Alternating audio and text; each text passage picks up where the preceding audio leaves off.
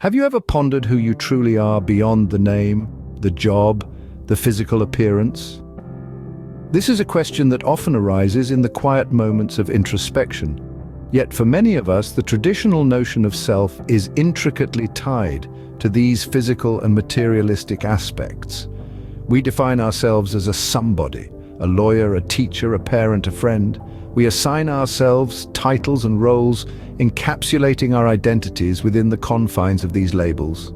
However, this classification comes with a cost. The more we identify with our physical selves, the more we become disconnected from the universal field of consciousness. We become so engrossed in our survival, meeting deadlines, paying bills, navigating relationships, that we forget who we truly are. We are not merely physical beings, but a consciousness, a spirit, a life force connected to a quantum field of intelligence. This disconnection from our true selves is often exacerbated by the stress hormones that our bodies produce. These hormones, triggered by our daily struggles and anxieties, create a chemical rush that further cements our physical identity. We become so accustomed to this rush that it becomes our identity. We begin to define ourselves by our stress, our worries, our fears. This perception of ourselves as solely physical beings limits our understanding of reality. We rely solely on our senses to define our reality, allowing them to dictate our experiences. We fall into a Newtonian mode of thinking where we constantly try to predict and control our future based on our past experiences. This mode of thinking, however, confines us to a linear, predictable reality, devoid of the infinite possibilities that the quantum field of intelligence holds. In essence, when we perceive ourselves merely as physical beings, we are merely surviving instead of truly living. We are caught in a cycle of stress and survival, disconnected from the universal consciousness that is our true identity. We stand on the precipice of a vast, infinite universe, yet we choose to confine ourselves within the narrow confines of our physical reality.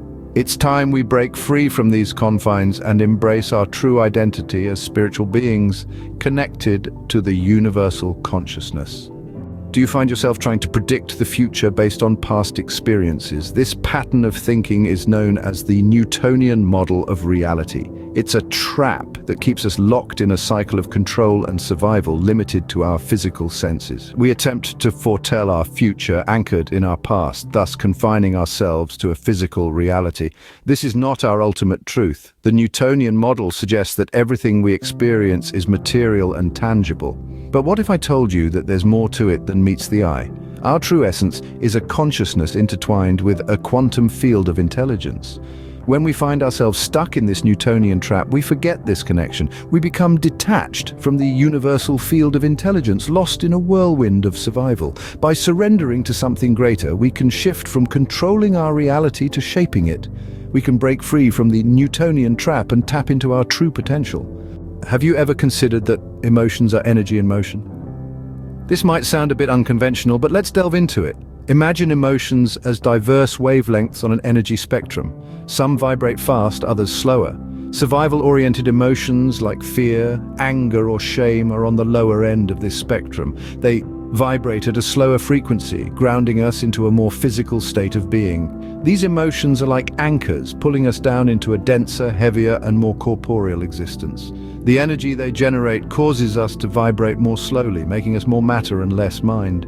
We become more like physical objects, grounded in a reality defined by our senses, trapped by the physicality of our existence. But let's flip the script. What about the elevated emotions? Love, joy, gratitude. These are higher frequency emotions. They vibrate faster, generating an energy that is lighter, brighter, and more fluid. These emotions don't ground us. Instead, they liberate us. They free us from the constraints of physicality, allowing us to tap into the realm of energy. They make us less like matter and more like mind. Now, here's where it gets interesting. As we inhibit these survival-oriented emotions, as we break our addiction to them, our energy frequency begins to elevate. It's like tuning a radio. We move away from the static-filled lower frequency stations and start to tune into the clear, high-frequency ones. As our energy frequency rises, something extraordinary happens. We start to ascend to a higher level of consciousness. We draw closer to the source, the universal intelligence that connects us all. We become more energy-like, less physical, less rooted in survival. This is not just about feeling better, it's about being better. It's about transcending the limitations of our physical existence and stepping into a reality defined by energy, connection, and consciousness. By inhibiting survival emotions, we can elevate our energy frequency, leading to a higher level of consciousness and a stronger connection with universal intelligence. And that, my friends, is a transformation worth striving for. Did you know that we can become addicted to our problems and unfavorable circumstances? It's a fascinating and somewhat alarming concept, isn't it? But it's not as far-fetched as it might initially seem. You see, our bodies have a stress response system that kicks into gear when faced with a threat. It's a powerful cascade of chemicals that rush into our system, giving us a strong jolt of energy and momentarily waking up our bodies and certain parts of the brain. This jolt of energy is like drinking a triple espresso, and it can be incredibly addictive. This addiction to the stress response can cause us to unconsciously cling to our problems, unfavorable circumstances, or unhealthy relationships. These situations keep the stress response activated, feeding our addiction to survival-oriented emotions. In essence, we keep these situations in our lives to feed our addiction to being a somebody. It's a way for us to remember who we think we are, based on our physical identity and the materialistic world we live in. But what if we could break this addiction?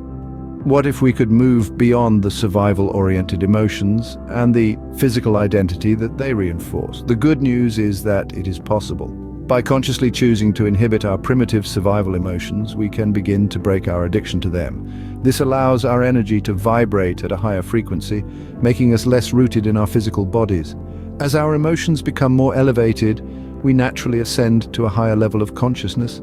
This higher consciousness brings us closer to Source, the universal field of intelligence that we are all a part of. By breaking free from our addictions to problems, stress, and survival-oriented emotions, we can reconnect with this universal intelligence. We can become more than just a somebody. We can become a conscious, connected being, vibrating with energy and living in harmony with the universe. By breaking free from these addictions, we can elevate our consciousness, reconnect with universal intelligence, and become more than just a somebody.